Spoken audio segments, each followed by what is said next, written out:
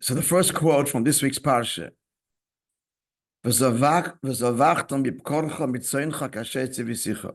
You shall slaughter your cattle and flock as I've commanded you. Okay, listen up. So number one is as follows. There's nowhere in the Torah for the laws of Shechita. Nowhere to be found. So this is one of the indications of the fact that Hashem gave also an verbal or oral accompaniment and teachings to the Torah. This is one of the indications of the oral law. Torah Shebal Peh.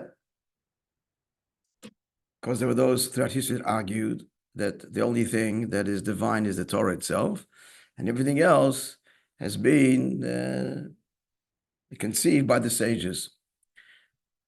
So one of the proofs from the Torah itself that from the get-go, there was more than just the Torah itself given, but Moishe Rabbeinu was given instructions orally, is this verse itself. How do you shecht as I commanded you? Where? Orally God told him. And eventually all of this is written down in the Talmud, the Mishnah, the Talmud, without going to the history of how it is passed down. But Moshe Rabbeinu comes down from Mount Sinai with a tremendous body of knowledge that Hashem communicated to him orally. As we've talked about in the past, he got forked amongst, there's actually several dimensions to what God tells him. Outright information. Information. How do you shecht? God tells him the laws of Shechita. Tefillin, the Torah says a sign on your hand. What does this mean? A red dot over here is a sign on your hand. Teitavos ben inecha, the word teitavos is not even Hebrew. It's two words from foreign languages. Between your eyes, something over here. Where do we get tefillin? Outright information. God told them black leather boxes in the parashas. In addition to outright information, he also gave him four keys. Four keys. You use these keys, you'll unlock meaning in the words of the Torah. We've talked about this, the simple level, the illusions, Pshat, Remez, Drush, and Sod. Simple level, the illusions, the homiletic, and the Kabbalah, they are keys which we're still using till today, rules, principles by which to extract and yield and mine meaning. And it's an ongoing living dimension. The written law is cut and dry, never to be added or subtracted. But the oral law is constantly deepening and growing and developing over time. And that's a whole many weeks of study to explain the way Torah Shebal Peh works. At any rate, I'm just saying this, but incidentally, Shechita. So Hashem told him how to shecht. What did he tell him? So look at the next quote. This is from the Sifri. The Sifri is from the part of the Talmud. The Torah says, as I commanded you. What did God tell him? How do we know what God told him? And Moishe told us. What did Moishe tell us God told him? The following information, which we're going to focus on now.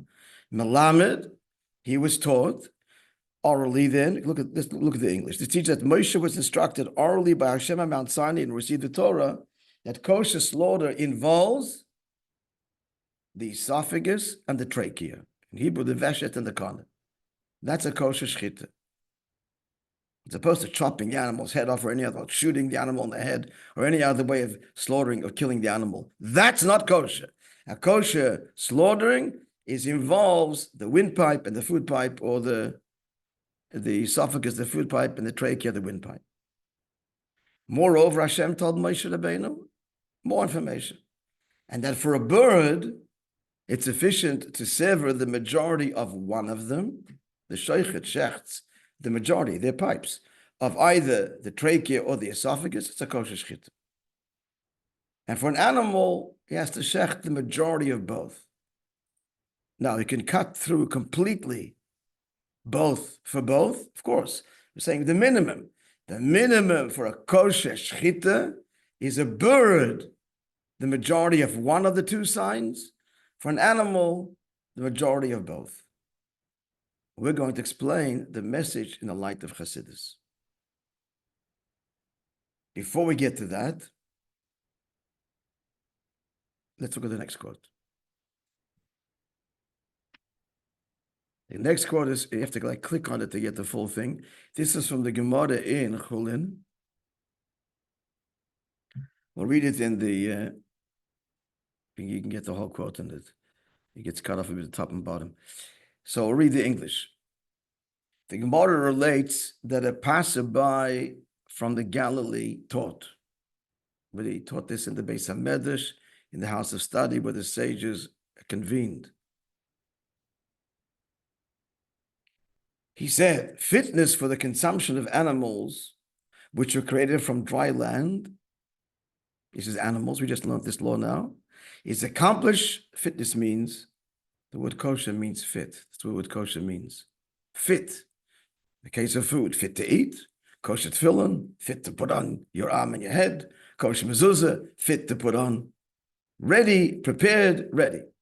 So how do we make food prepared, kosher, fit to eat? So if it's from the dry land, created from the dry land, that's animals were created from the earth, is accomplished through cutting two simonim, two signs, the gallet and the windpipe. It's another way of saying the food pipe and the windpipe and the trachea.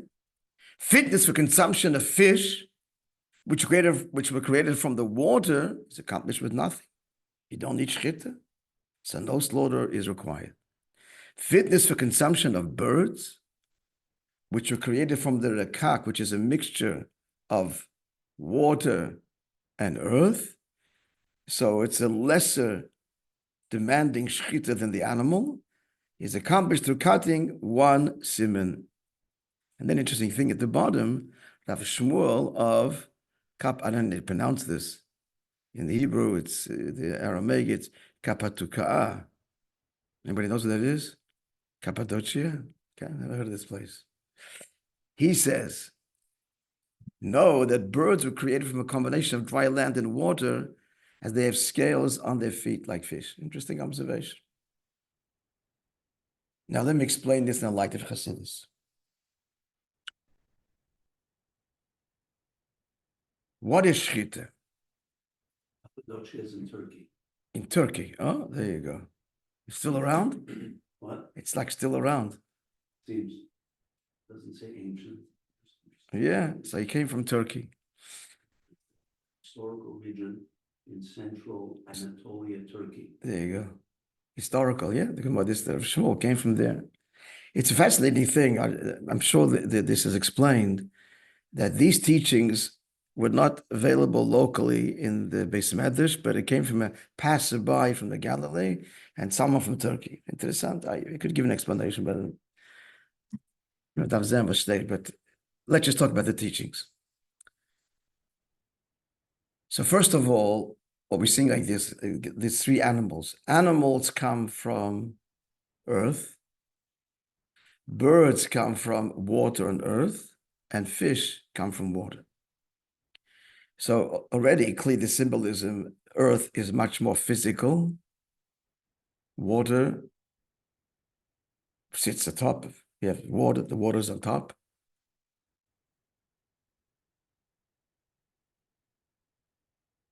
Water in general represents spirituality. It gives life. It's clear, pure, the purest of all liquids. So the animal is a lower form of life because it comes from the earth. The bird, we'll skip the bird in a minute because it's the quasi. The fish comes from the water. It's a more elevated form of life and doesn't require shchita. I'm going to explain what shchita is. And the bird is kind of quasi. It's made from both the earth and the water. It flies. It's not tethered to the ground, indicating a higher form of life than the animal, but the fish being the highest form. We have time to explain we eat fish on Shabbos too. So you need to know the following symbolism. In general, the water, aside from the water being life-giving, etc., the water symbolizes hidden spiritual worlds. You look at the ocean, the naked eye just sees a body of water, but it's teeming and full of life. Like the spiritual reality exists, but we're oblivious to it. Moreover, the creatures in the water, we can patently see, can only exist while they're in the water. they're nullified to their source. No fish can delude itself that it can exist independent of the water that gives its life. But we walk around on dry land, we're not thinking we come from the earth, we need the earth. We walk around with a sense of independence. So the dry land represents a place, our world, where God is concealed to the point that we walk around with a sense of me. We don't feel the creator every moment. We don't feel that we're absorbed in the source of life, although we are. It's just not obvious. But in the oceanic world, nothing can exist outside the source of life. There's a humility there. There's a conscious and transparent dependence on the source of life. And then we have the bird that is quasi, comes from the earth and he comes from the water. Now, another piece of information, to put it all together in an incredible message. Schite. What schite? So, the Gemara famously says, Ein v'shochat ela umoshach. The words, and he shall shecht, mean he shall draw. What does it mean to draw? A proper shchita, the knife has to be drawn in one fluid motion from point A to point B, as opposed to a cutting motion, as opposed to pressing the knife and piercing the gullet and the windpipe and the food pipe, or simply chopping the animal's head off. All these are invalid. It has to be a fluid motion. It's called meshicha. Ein v'shachat ela mashach.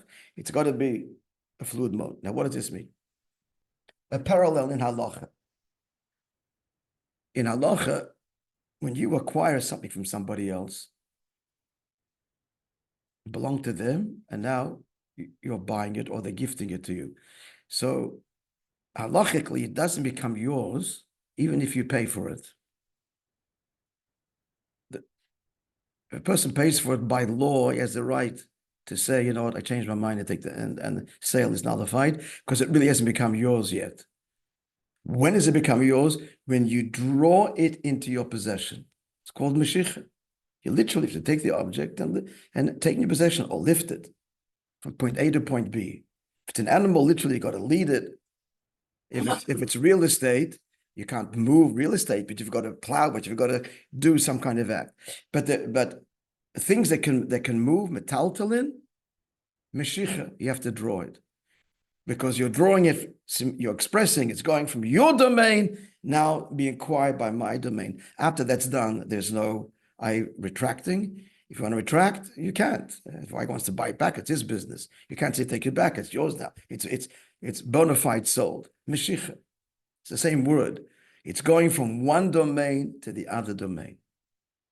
Oh, now what has it got to do with shchita?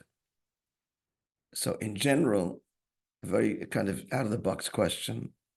We know a lot of people don't eat vegetarian, right? And we understand this very well. Take the life of an animal. By what right? And it's a valid point. Now, I just want to tell you, we may have spoken about this in the past. From Torah perspective, that's a very valid point, and we have no right. And guess what? Not just of animals, of plants also. It's a living creature. What right do you have to take the living creature? And plants have feelings, and plants communicate. There's amazing discovery in Israel a few months ago. I tell you about it. I have it on WhatsApp somewhere. Mind-blowing. Plants communicate. There's a pitch, a sound that they're able to pick up, and they translate it. You can listen to it. If it's in danger, a predator or something, plants communicate to other plants. This is mind-blowing. They have a soul. I mean, Torah said this thousands of years ago. They have a soul. And this discovery out of Israel now has shown they actually communicate. The human ear can't hear it. Even animals can't hear it. But the sophisticated machine has picked it up. And it sounds like a coughing sound. And depending on the nature of the sound, they know what the environment is and how to conduct themselves. This is mind-blowing. But even before that, studies have shown certain plants in an environment where there's strife don't grow well. They just don't grow well. But in the home where there's peace, love, and harmony, the plant, we see that the plant is reacting to, emotion and spiritual stuff. So the plant's got feelings. I'm sorry. So what right do we have to eat the plant? I once told you this, a girl told me she's never suicidal. And she says to me, I'm just a nuisance to everybody. I'm a nuisance to my parents and what am I doing? All I do is pollute and consume. Yeah, if I died, I'll sit shiv, but the world would be better off without me. I'm just taking up space and polluting. And if I die, this was the coup d'etat. They're like, at least then I'll decompose and give something to the world. I mean, it was a frightening thought. So the Torah perspective is we have no entitlement actually at all, unless if I'm going to elevate the food, then I am not just entitled, I'm obligated. Because to explain it this way, the world is divided into four kingdoms, four stratas of life: the inanimate, soil, and water. Then there's plant life, animal life, and the top of the pyramid is the human being who has free choice, bechira, and can do good or bad. So let's look at the food chain. So the soil and the water nourishes the grass. The energy of the soul is being transferred to the grass now to the animal. Now, if I eat the animal, and with that energy, I connect to Hashem, I've done a favor. That's why the animal is there, and the plant, and the soil, and every other process that got that meat on my table. But if I don't elevate it, I eat it, it's not kosher, there's no bracha, it's indulgent, I use the energy to do selfish things, then I have no right to. And just by the way, what if I did eat selfishly? Teshuvah retroactively can redeem all of those engagements. It's never lost because we carry all the energies, all the baggage with us. So shchita comes to the animal. You have to draw it from the domain, from the animal, not now to a bigger animal. What have you accomplished? In fact, we're a worse animal because that animal can't do any bad. This animal can. We degrade it if we're going to eat the food and not use it in a godly way, use our free choice to be selfish. Not only we have no right, what are you doing? He was a nice, innocent animal. Now you made him worse than a behemoth. You made him a monster. But if you take the animal and with that energy we make a bracha and we're speaking Torah at the table and our home is full of guests, etc., all of these things are elevated. That's shchita. We've drawn it from one domain to a higher domain. Then not only is it permissible, that's the whole point. And if the animal could talk, you would say, I want to end up at your table. You'll make a bracha and a Shabbos with me or a weekday meal. And now having so all of that, let's revisit this whole thing over here. A new dimension, another dimension is there's the physical animal and there's also the spiritual animal within. It's the same thing. We have to elevate our animal soul. Now, there's two parts to us, physical and spiritual, represented by the earth and by the water. Fish don't need shchita because they represent they come from the water. The water is the spiritual world. It's already elevated. You know what elevate? This is like represents pure holiness. It's already holy. Alma Discassi, it's called in Kabbalah. It comes from the hidden oceanic, the Gemara is called the Yam, the sea, the ocean of the Talmud. We invoke always this imagery of the ocean and the water. That's the world of spirituality. So the fish don't have to be shechted, elevated. They're already. We could always take the fish and drag it down, but in its natural state, it's already expressive of the divine. Doesn't need shechita. The animal, both the physical and the animal soul within, if we don't check our animal soul, it'll drag us down. We have to shecht it. We have to elevate it. We have to elevate the animal soul. And then there's the bird. I'm going to spell this out, which is a combination. It's made from both water and earth. So what does this mean? Let's spell it out now. So there's the two signs, there's the food pipe and the windpipe. The food pipe is physical food. That's the esophagus.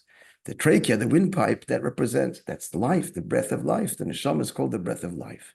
So we have within us the animal and the spiritual, the animal soul and the godly soul. So somebody who is in a level of an animal, he's a hedonistic, very sensual kind of guy, selfish, etc. So you got to shecht both. He's got to work on both. Certainly he's got to work on his food pipe, his physical indulgence. Listen carefully, it's a very powerful message here.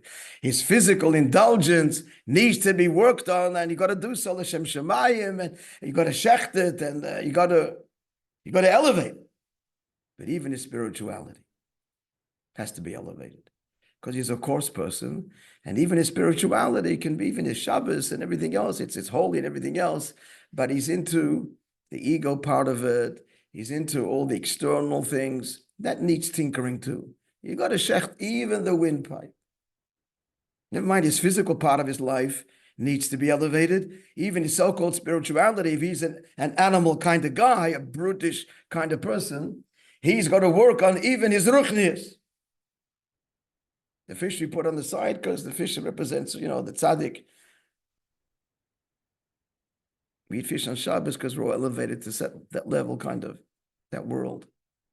And Dag, the Hebrew word for fish, is Dalet Gimel 7, seventh day.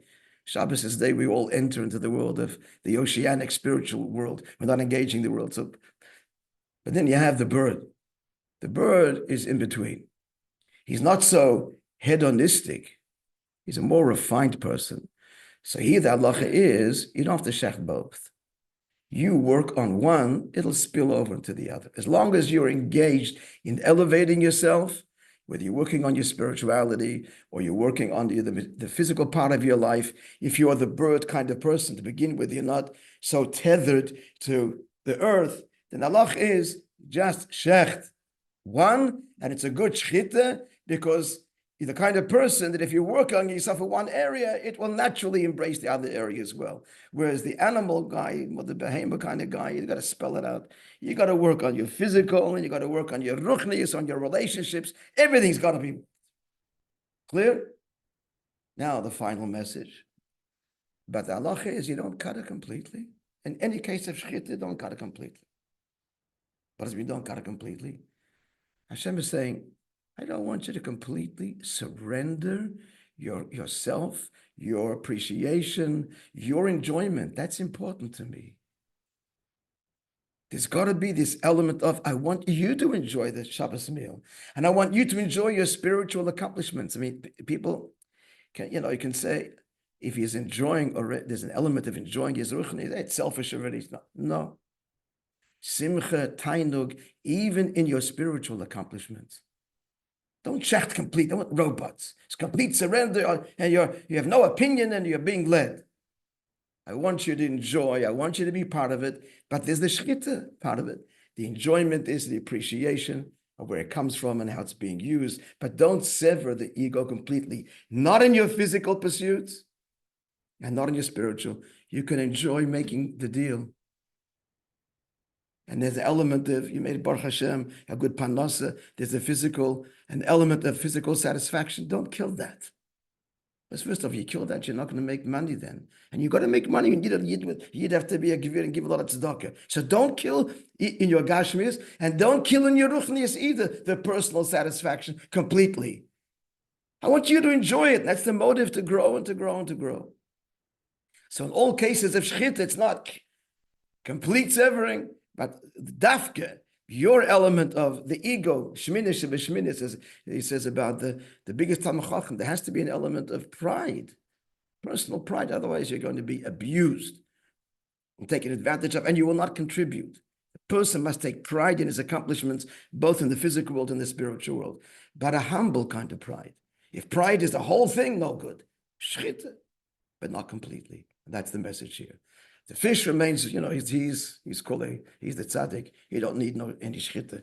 But the rest of us, whether we're the bird or the animal or a bit of both, here we have the message and the lessons in the service of Hashem. Shchita is required. For the bird, one area will spill over naturally. If we're the animal type, you've got to work on both, but not completely. Keep an element of you. It's critical of my enjoyment, my pleasure, my accomplishment. Have a wonderful day, everybody.